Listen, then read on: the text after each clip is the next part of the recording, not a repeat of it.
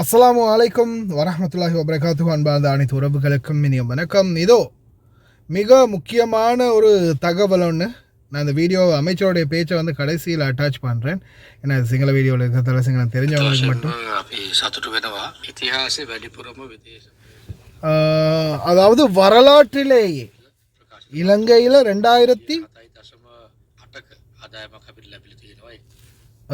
$2000 billion $7.8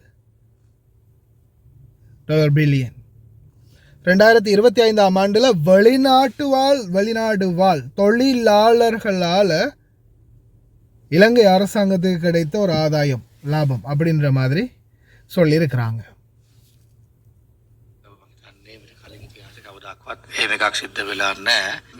இந்த மாதிரியான ஒரு பணம் அனுப்பின விகிதம் இலங்கையில் இது வரைக்கும் நடந்ததே இல்லையா.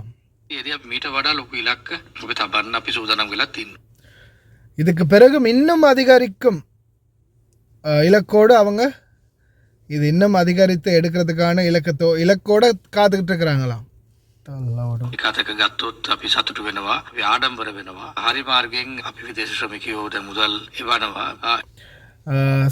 ரொம்ப சந்தோஷமா இருக்கு, ரொம்ப கௌரவமா இருக்கு, ரொம்ப பெருமையா இருக்கு.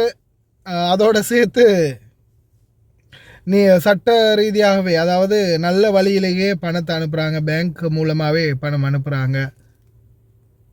වගේම තමයි අප මුදල් ලැබෙනවා. නමුත් මේ ප්‍රතිලාභ සම්බන්ධව තාම මොකුත් ලැබිලා නැහැ වගේ පොඩි කතාවකුත් තියෙනවා. ඉතින් අපි பொடி கத்தாவை நெமை அதே மாதிரி வெளிநாடு வாழ் தொழிலாளர்களுக்கான சலுகைகள் பெருசாக கிடைக்காத மாதிரி சின்ன கதை ஒன்று, சின்ன கதையில் பெரிய கதையே இருக்குது. வெளிநாடு வாழ் தொழிலாளர்கள், சார் இதுக்கு பிறகு நான் அவரோட வாய்ஸை வந்து கடைசியில் ஃபுல்லாக ப்ளே பண்ணுறேன் பாருங்கள். வெளிநாடு வாழ் தொழிலாளர்களுடைய பிரச்சனைகளை முக்கியமாக அதாவது முதலாவது ஏஜெண்ட், அதுக்கு பிறகு வெளிநாடு வேலைவாய்ப்பு பணியகம், அதுக்கு பிறகு தூதுவர் ஆலயம். ஒவ்வொரு தூதுவர் ஆலயத்திலையும் பிரச்சனை அப்படின்னு சொல்லும்போது தொழிலாளர்களுக்கான பாதிப்புகளுக்கு ஏற்றாற்போல அவங்களுக்கான சரியான தீர்வுகள் பெற்றுக் கொடுப்பதில் மிகவும் பெரிய ஒரு தாமதமாக இருக்குது. அதே போல் முக்கியமாக சவுதி அரேபியா, ஓமான், குறிப்பாக துபாய், இந்த மாதிரியான நாடுகளில் ரொம்பவும் மோசமான சலுகைகள் தான் இன்றைக்கும் எங்களுடைய தொழிலாளர்களுக்கு வழங்கப்படுது. இலங்கை தூதரகம் குவைத் வாட்ஸ்அப் நம்பர் ஒன்று வச்சுருக்காங்க, அப்டேட் பண்ணுறாங்க, ஏதோ அவங்களால முடிஞ்ச அளவுக்கு ஹெல்ப் பண்ணுறாங்க. ஆனால் இன்றைக்கு வரைக்கும் இந்த போனஸ் அப்படின்றத ஓமான் நாட்டில் ப்ரப்போஸ் பண்ணினாங்க, அடுத்தது சவுதி அரேபியாவில் பப்ளிஷ் பண்ணினாங்க. ஆனால் இன்னமும் தூதரகங்கள் அது சம்மந்தமான எந்த ஒரு பிடுங்கலை அப்படின்றதில் எங்களுக்கு கொஞ்சம் வருத்தம், நிறைய வருத்தம், கொஞ்சம் இல்லை நிறைய வருத்தம் ஒன்று. அடுத்தது தொழிலாளர்களுடைய பிரச்சினைகளுக்கு அணுகுமுறைகள் மற்றும் தொடர்பாடல், தொழிலாளர்களுடைய பிரச்சனைகளை தொடர்பாடி தன்னுடைய பிரச்சனைகளை அவங்க அதிகாரிகளுக்கு எடுத்து சொல்லக்கூடிய சந்தர்ப்பம் சூழல் இன்னமும் ஓமான் எம்பசியோ சவுதி எம்பசியோ சவுதியில் இருக்கக்கூடிய இலங்கை தூதரகமோ அல்லது ஓமானில் இருக்கக்கூடிய இலங்கை தூதரகமோ இன்னும் சரியான ஒரு தீர்வுகளை பெற்றுக் கொடுக்கல. அதுக்கு முக்கியமாக ஏன்னா எங்களுடைய தொழிலாளர்கள் ஏதாவது ஒரு மிச்சமும் ஓமான் நாட்டில் சவுதி அரேபியாவில் இருக்கக்கூடிய தொழிலாளர்களுக்கான பிரச்சனைகள், ஏன்னா குவைத்தை பொறுத்த வரையில் அவங்க ஏதாவது ரோட்டுக்கு இறங்கி ஏதாவது ஒரு வண்டியை பிடிச்சி சரி ஒன்று தூதரகத்துக்கு சரி போயிடலாம். மிஞ்சி போனால் அரை மணி நேரம் தூரம் தான் இருக்குது. குவைத்துடைய 2 எல்லையிலேருந்து வரனாலும் ஒரு 3/4 மணி நேர தூரம் தான் இருக்குது. அந்த எல்லை இந்த எல்லையிலேருந்து வாரதா இருந்தாலும், அப்தலிலேருந்து வாரதாலும் சரி, சபாலாமட்லேருந்து வாரதா இருந்தாலும் சரி, குறைஞ்சது 3/4 மணி நேர தூரம் தான் இருக்குது, மேக்சிமம் 1 மணி நேர தூரம். ஆனால் சவுதி அரேபியாவை பொறுத்தவரையில் ஒவ்வொரு தொழிலாளர்கள் தூதரகத்தை நாடி போகணுமா இருந்தால் அவங்க பெரிதளவு பணம் செலவு பண்ணணும், அதே மாதிரி மிக பெரிய ஒரு தூர பயணத்தை மேற்கொள்ளணும். இந்த மாதிரியான சூழல்கள் இருக்குது. அதே மாதிரி வீடுகளில் வேலை செய்யக்கூடிய பல தொழிலாளர்கள், வெளியில் கம்பெனிகளில் வேலை செய்யக்கூடிய தொழிலாளர்கள் தொடர்ந்தும் ஒவ்வொரு பிரச்சனைகளையும் துன்புறுத்தல்களையும் அனுபவிச்சுக்கிட்டு இருக்கிறாங்க. அந்த துன்புறுத்தல்கள், கஷ்டங்கள், உணவு சரியான கொடுப்பனவுகள் இல்லை, உணவு இல்லை, தங்குமிடம் இல்லை, அவங்களுக்கான துணிமணிகள் சரியான முறையில் எடுத்து கொடுக்கறதில்ல. சரி, அவங்களுடைய நாடுகளில், அதாவது இந்த அரபு நாடுகளில் தொழிலாளர்களுக்கு வழங்க வேண்டும் என சட்டம் சொல்லப்படும் சலுகைகள் கூட எங்களுடைய தொழிலாளர்களுக்கு சாதாரணமாக கிடைப்பதில்லை. அதை பெற்றுக் கொடுப்பதற்கும் அதிகார மட்டத்தில் எங்களுடைய அதிகாரிகள் முயற்சி செய்வதில் ரொம்பவும் தாமதமாக இருக்குது.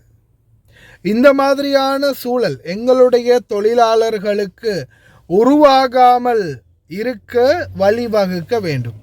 ஏன்னா எங்களுடைய தொழிலாளர்கள் எந்த அளவுக்கு கஷ்டப்படுறாங்களோ அந்த அளவுக்கு கஷ்டப்பட்டு தான் இந்த நாட்டில் வெளிநாடுகளில் அவங்க எந்த அளவுக்கு கஷ்டப்படணுமோ அந்த அளவுக்கு கஷ்டப்பட்டு தான் இன்றைக்கும் அவங்க பணத்தை, நீங்கள் அந்த சொன்ன பில்லியன், ட்ரில்லியன், வெரி ஸ்ட்ராங், இந்த மாதிரி எல்லாத்தையுமே அவங்க அனுப்பிட்டு இருக்கிறது தற்போதைய சூழலில் அரசாங்கத்துக்காக மற்றும் தங்களுடைய குடும்பத்துக்காக அப்படின்னு அவங்க அனுப்பிட்டு இருக்கிறாங்க. இது எல்லாமே இந்த நாடுகளில் கஷ்டப்பட்டு வேர்வை சிந்தி அந்த தொழிலாளர்கள் ஒவ்வொரு நாளும் அவங்க படுற கஷ்டத்தை சொல்ல வார்த்தைகள் இல்லை. அந்த அளவு கஷ்டப்பட்டு தான் அந்த தொழிலாளர்கள் பார்த்திங்கன்னா பணத்தை அனுப்புகிறாங்க. அந்த பணத்தை தான் நீங்கள் வரலாறு காணாத பணம், அதிகமான பணம், நாங்கள் சக்ஸஸ், நாங்கள் ஜெயிச்சிட்டோம் அப்படின்னு நீங்கள் சொல்கிறது. ஆனால் அந்த தொழிலாளர்கள் அந்த பணத்தை அனுப்புறதுக்காக படுற கஷ்டம் என்னன்றது அமைச்சர் மட்டத்திலையும் சரி, அதிகார மட்டத்திலையும் சரி, அரசியல்வாதிகள் மட்டத்திலையும் சரி, ஏன் ஆஃப்டர்ஆல் இந்த தொழிலாளர்களுடைய குடும்ப மட்டத்திலையும் சரி சென்றடைகிறதே இல்லை. சிலர் அதை வெளிக்காட்டுறதில்லை, சிலர் அதை பற்றி கேட்குறதே இல்லை. அப்படியான சூழலில் தான் எங்களுடைய தொழிலாளர்கள் இன்றைக்கும் இந்த வெளிநாடுகளில் வாழ்ந்துக்கிட்டு இருக்கிறாங்க. மாண்புமிகு அமைச்சர் அவர்களே, நீங்களாவது பேசுகிறீங்க அப்படின்றதுல ஒரு சந்தோஷம். ஏன்னா தொழிலாளர்களை பற்றி விஜித ஹேரத் எனும் அமைச்சர் முட்டையை முழுங்கினாரா இல்லை என்ன முட்டையை முழுங்கினாரான்னு தெரியலை, இன்னும் பேசுகிறத காணலை. எங்களை தொழிலாளர்களுக்காக ஆதரவாகவோ அல்லது சப்போர்ட்டாவோ இல்லை வேறு எதுக்காகவோ பேசி தொலைகிறாரே இல்லை, பேசவே மாட்டேங்கிறாரு. என்ன கருமம்னு தெரியலை அந்த மனுஷனுக்கு. நீங்களாவது சில முக்கியமான நடைமுறைகளை மேம்படுத்த போகிறதா சொல்லுறீங்க, தொழிலாளர்களுடைய பிரச்சனைகளை பற்றி சிந்திக்க போகிறதா சொல்கிறீங்க. நிச்சயமாக எங்களுடைய வெளிநாடு தொழிலாளர்களுக்கு நடக்கக்கூடிய அநீதிகளை தட்டி கேட்குறதுக்கு சரியான அதிகார மட்டம் இங்கேயும் இருக்கணும். வெளிநாட்டு வேலைவாய்ப்பு பணியகம் நாட்டில் இருக்கக்கூடிய பீரோலையும் இருக்கணும். அதே போல் இன்னொரு முக்கியமான விடயம், இலங்கையில் வெளிநாட்டு தொழிலாளர்களுக்கு கிடைக்கப்பெறும் சலுகைகள், அதாவது உதாரணத்துக்கு அந்த ரேஷன் சமுர்த்தியில் இருந்து அரசாங்கத்தால் கொடுக்கக்கூடிய அனைத்து சலுகைகளும் இன்னைக்கும் புறக்கணிக்கப்படுது. உங்கள் ஆளுங்க வெளிநாட்டில் இருக்கிறாங்க, அவங்களுக்கு கொடுக்க மாட்டோம். உங்கள் ஆளுங்க அதான் வெளிநாட்டிலேருந்து பணம் அனுப்புகிறாங்களே, அப்புறம் எதுக்கு உங்களுக்கு அப்படின்ற மாதிரியான சில வார்த்தைகள் வெளியாகுது சில அதிகார மட்டத்தில் இருந்து. இதை நிறைய தடவை நாங்கள் உங்களுக்கு பப்ளிஷ் பண்ணியும் இருக்கிறோம். அதே மாதிரி கிராம உத்தியோகத்தர்கள்லேருந்து டிவிஷனல் செக்ரட்டரியேட் வரைக்கும் இந்த மாதிரியான புறக்கணிப்பு எங்களுடைய தொழிலாளர்கள் மீது அதிகமாகவே நடக்குது. சம்பந்தப்பட்ட அமைச்சர் மற்றும் அதிகார மட்டங்கள் வெளிநாட்டு தொழிலாளர்களுக்கு நாட்டில் கிடைக்கப்பெறும் சலுகைகளை கூட சரியாக பெற்று கொடுக்கணும் அப்படின்றது தான் எங்களுடைய முக்கியமான கோரிக்கை. வெளிநாடு வாழ் தொழிலாளர்களுடைய குடும்பங்களுக்கு கிடைக்க வேண்டிய சரியான சலுகைகளையும் பெற்றுக் கொடுக்கணும். அதே மாதிரி இந்த வெளிநாடுகளில் வாழக்கூடிய தொழிலாளர்கள் உங்களுக்கு நாட்டுக்கு அந்த அளவுக்கு பணம் அனுப்புகிறாங்கன்னா அந்த பணத்தை அனுப்புறதுக்காக இந்த நாட்டில் சிலர் பிணமாகறாங்க அப்படின்றதையும் ஞாபகத்தில் வச்சுக்கோங்க. பிணமாக தான் நாட்டுக்கு சேர்றாங்க. உங்களுக்கு கட்டுக்கட்டாக பணம் அனுப்பி வச்சுட்டு கடைசியில் எங்களோட தொழிலாளர்கள் வரும்போது பிணமாகத்தான் சேர்றாங்க அப்படின்றதையும் எங்களுடைய அமைச்சர்கள் மற்றும் அரசாங்க அதிகாரிகள் ஞாபகத்தில் வைத்து கொள்ளுங்கள். அமைச்சருடைய வீடியோ இருக்குது, கடைசியில் சிங்களம் தெரிஞ்சவங்க பாருங்கள். உங்களுடைய கருத்துக்களையும் மறக்காமல் டைம் எடுத்து கொஞ்சம் எழுதிட்டு போங்க, எழுத தெரிஞ்சவங்க. ඇත වශයෙන්ම අපි සතුටු වෙනවා. ඉතිහාසයේ වැඩිපුරම විදේශ ප්‍රේෂණය ලබාගත් අවුරුද්ද විදියට 2025 අවුරුද්ද ප්‍රකාශයට පත් වුණා. ඩොලර් බිලියන 7.8ක ආදායමක් අපිට ලැබිලා තියෙනවා. ඒක මම හිතන්නේ මීට කලින් ඉතිහාසයේ කවදාකවත් එහෙම එකක් සිද්ධ වෙලා නැහැ. මේ ඉදිරියේදී අපි මීට වඩා ලොකු ඉලක්ක අපි තබන්න අපි සූදානම් වෙලා ඉන්නවා. ඒක අතක ගත්තොත් අපි සතුටු වෙනවා. අපි ආඩම්බර වෙනවා. හරි මාර්ගයෙන් අපි විදේශ ශ්‍රමිකයෝ දැන් මුදල් එවනවා. ඒ වගේම තමයි අපි මුදල් එවනවා. නමුත් මේ ප්‍රතිලාභ සම්බන්ධව තාම මොකුත් ලැබිලා නැහැ වගේ පොඩි කතාවකුත් තියෙනවා. ඉතින් අපිත් අපි මැති වෙන ප්‍රතිපත්ති ප්‍රකාශයේත් අපි පොරොන්දුවක් විදිහට දීලා තිබුණා. පොඩි කතාවක් නෙවෙයි ලොකු කතාවක් තියෙනවා. අපි මුදල් අමාත්‍යාංශයත් එක්ක අපි සාකච්ඡා පටන් ගෙන තියෙන්නේ. කෙසේ නමුත් අපි බලාපොරොත්තු වෙනවා අපේ විදේශගත වෙච්ච ශ්‍රමිකයෝන්ගේ බලාපොරොත්තු ටික ඉටු කරන්නට. විශේෂයෙන් මේ රටක් විදියට අද අපි කිසිම අර්බුදයක් නැතුව මේ රට යථා තත්ත්වෙන් දුවනවා නම් ඒකට මූලිකම හේතුව අපේ විදේශ ශ්‍රමිකයෝ අපිට ලබා දෙන අපේ රට විරුව අපිට ලබා දෙන ඒ විදේශ ප්‍රේෂණය. ශ්‍රී ලංකා විදේශ සේවා නියුක්ති කාර්යාංශයේ පැය 24 පුරා එමතුම් මධ්‍යස්ථානය නවීකරණය කර විවෘත කිරීම නියෝජ්‍ය අමාත්‍ය අරුණ් හේමචන්ද්‍ර මහතාගේ ප්‍රධානත්වයෙන් සිදු කෙරුණා. එම උත්සවයෙන් අනතුරුව තවත් සතියක් තුළ WhatsApp හරහාද පැමිණිලි ඉදිරිපත් කිරීමට අවස්ථාව ලබා දෙන බවයි නියෝජ්‍ය අමාත්‍යවරයා මෙහිදී පැවසුවේ. පසුගිය කාලයේ විදේශ රැකියා ක්ෂේත්‍රය දේශපාලනීකරණය වීම හේතුවෙන් විදේශ රැකියා වෙළඳපොළට හානි සිදු වූ බවද ඒ මහතා පෙන්වා දුන්නා.